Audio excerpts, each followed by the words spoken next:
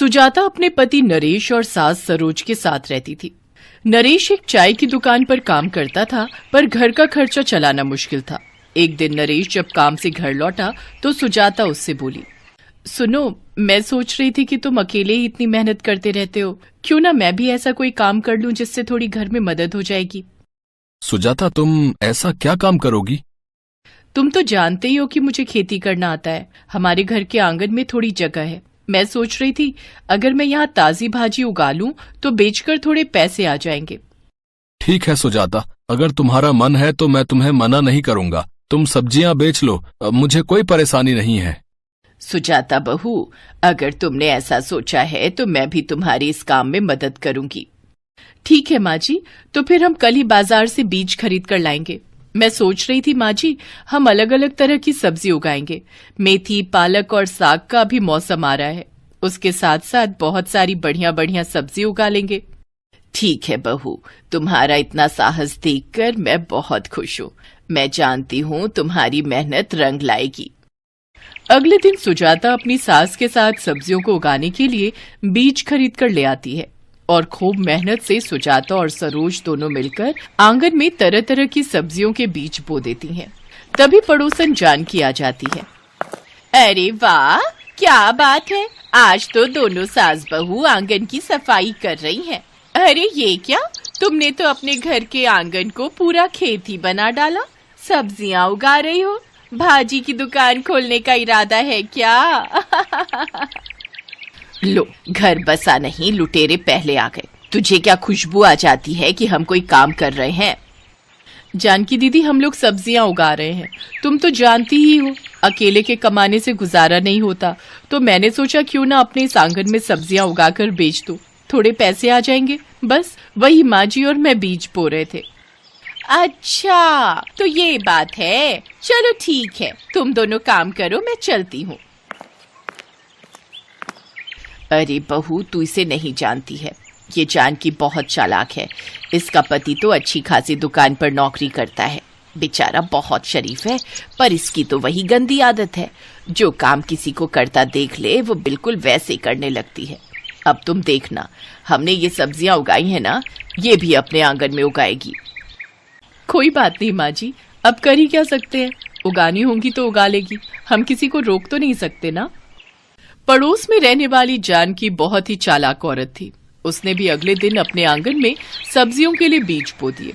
पर कहते हैं ना, जब तक कोई कार्य पूरी मेहनत से ना किया जाए उस कार्य का फल प्राप्त नहीं होता।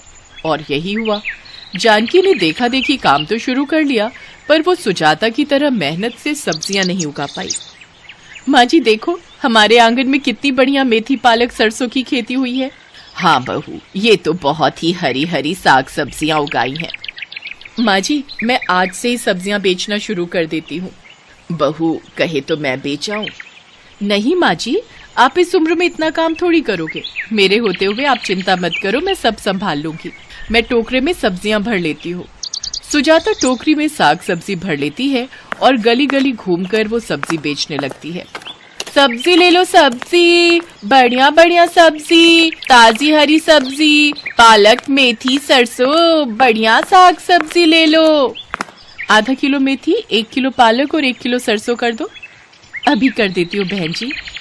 अरे ये तो सुजाता दिखाई दे रही है, ये तो बहुत ही बढ़िया सब्जी बेच रही है। मेरे तो सारे बीज खराब हो गए, एक पत्ता मेथी का नहीं उगा, और ये तो ढेरों साग बेच रही है। इसका तो कुछ करना होगा, नहीं तो ये कुछ ही दिनों में मेरे से ज्यादा अमीर हो जाएगी। जानकी के मन में ईर्ष्या की भावना आ गई। वो सुजाता को सब्जी बेचता देख नफरत से भर गई और एक दिन उसने चोरी छुपे सुजाता के बगीचे में जहरीली दवाई छिड़क दी। सुजाता ने देखा इस बार उसकी सारी सब्जियां खराब हो गई। पालक और मेथी में कीड़ा लग गया। माँ जी, ये कैसे हो सकता है? हमारी तो पालक मेथी बहुत अच्छी उगती है, पर इस बार तो इसमें कीड़ा लग गया है। देखो माँ जी, सारा साग खराब हो गया। अब हम क्या बेचेंगे? कोई बात नहीं बहू, एक बार दोबारा बीज फैला दो। कुछ दिनों में दोबारा सब्जियां उगाएंगी, तब तक तुम जो ये सब्जियां हैं इन्हें बेच लो। हाँ, वही करती हूँ। कुछ दिनों का तो इंतजार करना ही होगा। बड़ी मुश्किल से सुजाता ने थोड़े बहुत पैसे जोड़ने शुरू किए थे, तो यहाँ पर जानकी ने अपना रूप दिखा दिया। सुजाता ने थोड़ी बहुत बची हुई सब्जियां बेच दी। अब जो पैसे जुड़े हुए थे वो रोज खर्च होने लगे, क्योंकि फिर से सब्जियां उगाने में कुछ दिनों का इंतजार करना पड़ रहा था। क्या हुआ सुजाता, तुम्हारा मन ठीक नहीं है? कुछ नहीं, सोचा था इस बार अच्छी साग सब्जी उगी है तो वो बेचकर पैसे अच्छे इकट्ठे हो जाएंगे, तो थोड़ा घर भी पक्का करवा लूंगी। तीज त्योहार भी आ रहे हैं, पर सारी साग सब्जी खराब हो गई थी, जिसे पैदा होने में इस महीने समय लग जाएगा। कोई बात नहीं सुजाता, तब तक तो मुझे भी पैसे मिल जाएंगे। मैं देख रहा हूँ तुम बहुत मेहनत कर रही हो, पर तुम्हारी सब्जियां खराब कैसे हो गई भाई? तुमने तो बहुत बढ़िया बीज जमीन में बोए थे। हो सकता है वैसे ही कीड़ा लग गया हो। अब दोबारा मैंने बीज बोए हैं। थोड़ी मेथी पालक सरसों उगनी शुरू तो हुई है, कुछ दिन और लग जाएंगे, तब तक मुझे इंतजार करना ही होगा। अभी तो सब्जियां भी खत्म हो गई हैं, तो मैं वो भी नहीं बेचने जा सकती। बड़ी मुश्किल से गरीब सुजाता ने सब्जियां बेचने का काम शुरू किया और बीच में जानकी ने अड़ंगा डाल दिया। जानकी मन ही मन बहुत खुश हो रही थी। क्या बात है जानकी, आज तो तुम बहुत खुश नजर आ रही हो। अरे बात ही कुछ ऐसी है, तुम्हें पता है। जानकी अपने पति मनोज को सारी बात बताती है। जानकी की बात सुनकर मनोज उस समय चुप हो जाता है, पर उसे अपनी पत्नी का यह व्यवहार अच्छा नहीं लगता। वो शाम के समय सुजाता के घर पहुंचता है। माताजी, सुजाता बहन, जानकी की तरफ से मैं आप सबसे माफी मांगता हूँ। मैं खुद चाहता हूँ कि जानकी सीधे रास्ते पर आ जाए, वो नफरत की राह पर चल रही है। नहीं बेटा मनोज, मैं तो खुद तुम्हारी बहुत तारीफ करती हूँ। मेरे लिए तो जैसा मेरा नरेश वैसे तुम हो। बस थोड़ा दुख मुझे भी हुआ है। सुजाता बड़ी मुश्किल से थोड़ा बहुत सब्जियों का काम शुरू कर रही थी और बीच में। कोई बात नहीं भैया, मैंने फिर से सब्जियां बो दी हैं। हाँ, थोड़ा नुकसान तो हुआ, पर कोई बात नहीं। जानकी दीदी को जो अच्छा लगा उन्होंने वही किया। पर भाभी, मैं जानकी को सीधे रास्ते पर लाना चाहता हूँ, जिसमें आप मेरी मदद कर सकते हो। कैसी मदद भैया? मनोज चाहता था कि जानकी सीधे रास्ते पर आ जाए, इसलिए वो एक उपाय सोचता है। कुछ दिनों बाद जानकी देखती है कि सुजाता के बगीचे में फिर से सब्जियां उगाई हैं। अब वो एक बार फिर से उन सब्जियों को खराब करना चाहती थी। सुजाता और सरोज जानती थी कि जानकी उनकी बातों को सुन रही है। सुजाता बहू, जानकी हमारी बातों को सुन रही है, यही मौका है। जी माँ जी, फिर शुरू हो जाते हैं। बहू, तुम्हें पता है साग कितना महंगा बिक रहा है। बहुत अच्छी कमाई हो जाएगी हमारी इस बार साग से। पर माँ जी, रूपा की सगाई में जाना तो बहुत जरूरी है, वहां से आने में शाम हो जाएगी। एक काम करते हैं ना, ये साग हम कल काट लेंगे। हमारे घर कौन सा कोई चोर उचक्के आ रहे हैं जो ये साग लेकर जाएंगे? क्यों, सही कह रही हो ना? हाँ और क्या माँ, मैंने भी छुट्टी ले ली है। जल्दी से तैयार हो जाते हैं, फिर रूपा की सगाई में भी तो जाना है। जाओ जाओ, रूपा की सगाई में जाओ। पीछे से साग का एक पत्ता भी नहीं छोड़ूंगी। सारा का सारा साग तोड़कर मैं बाजार में बेच आऊंगी। मेरे तो पैसे बन जाएंगे। सब जानते थे कि ऐसा ही होने वाला है। वो लोग रूपा की सगाई के बहाने घूमने के लिए चले गए। कुछ घंटे बाद जब वो लोग लौटे तो उनका सारा बगीचा खाली था। जानकी सारा साग तोड़कर बेचकर आ चुकी थी। अब सुजाता जानकी के पास गई। जानकी दीदी, क्या तुम्हें पता है हमारे बगीचे में से साग चोरी हो गया। सारा का सारा साग तोड़कर ना जाने कौन चोर बेच आया। पर अब वो चोर बचकर नहीं जा पाएगा, उसे पुलिस पकड़ कर ले जाएगी। सुजाता के मुंह से पुलिस का नाम सुनकर जानकी घबरा गई। लेकिन पुलिस को कैसे पता चलेगा कि चोर कौन है? अरे, हमने अपने बगीचे में एक वीडियो कैमरा लगा रखा है, जिसमें सारे फोटो और वीडियो से चोर की तस्वीर आ जाएगी। हमारी सब्जियां पहले भी चोरी हो चुकी हैं, इसलिए नरेश ये कैमरा लेकर आए थे, ताकि अब की बार कोई सब्जियां चुराए तो उस कैमरे में रिकॉर्ड हो जाए। बस अब उस चोर की रिकॉर्डिंग हम पुलिस को दिखाने वाले हैं। वो चोर सामने आ जाएगा और उसे सख्त से सख्त सजा हो जाएगी। कैमरा? पर कैमरा कहाँ छुपा हुआ था? मैंने तो नहीं देखा। क्या कहा जानकी दीदी आपने? मैंने शायद सही सुना। सुजाता की बात सुनकर जानकी रोने लगती है और सुजाता से माफी मांगती है। तब तक सुजाता की सास सरोज, मनोज और नरेश वहां पहुंच चुके थे। मुझे माफ कर दो, मुझे जेल नहीं जाना, मुझे पुलिस को मत दो। तुम्हारी सारी सब्जियां मैंने ही चुराई है, और उस दिन दवाई, मतलब तुम्हारी पहले जो सब्जी और साग खराब हुआ था, उस पर मैंने ही दवाई छिड़की थी, ताकि तुम पैसे कमाकर अमीर ना बन जाओ। सुनो जी, इनको बोलो ना मुझे पुलिस में ना पकड़वाएं। मैं कुछ नहीं कर सकता जानकी, गलती तुम्हारी है, तुमने गलती की है। अब उसकी सजा देना न देना वो उनके हाथ में है, क्योंकि तुम्हारी गलती से इनका नुकसान हुआ है। मुझे माफ कर दो सुजाता। माता जी, अब अब मैं ऐसी गलती कभी नहीं करूंगी। ठीक है, जाओ, माफ किया, लेकिन खबरदार अगर आज के बाद सब्जियों को खराब किया। डरो नहीं जानकी दीदी, हम सब तुम्हें सिर्फ डरा रहे थे, तुम्हें कोई पुलिस नहीं पकड़ेगी। तुमने अपनी गलती की माफी मांग ली, बस हमारे लिए यही बहुत है। जानकी को सबक मिल जाता है और वो सीधे रास्ते पर आ जाती है। सुजाता फिर से सब्जियां बेचने लगी। अब उसे भरोसा था कि उसे जानकी से कोई खतरा नहीं है। मनोज ने भी इंसानियत का फर्ज निभाया और उसने उस गरीब परिवार का नुकसान बार बार होने से बचा लिया।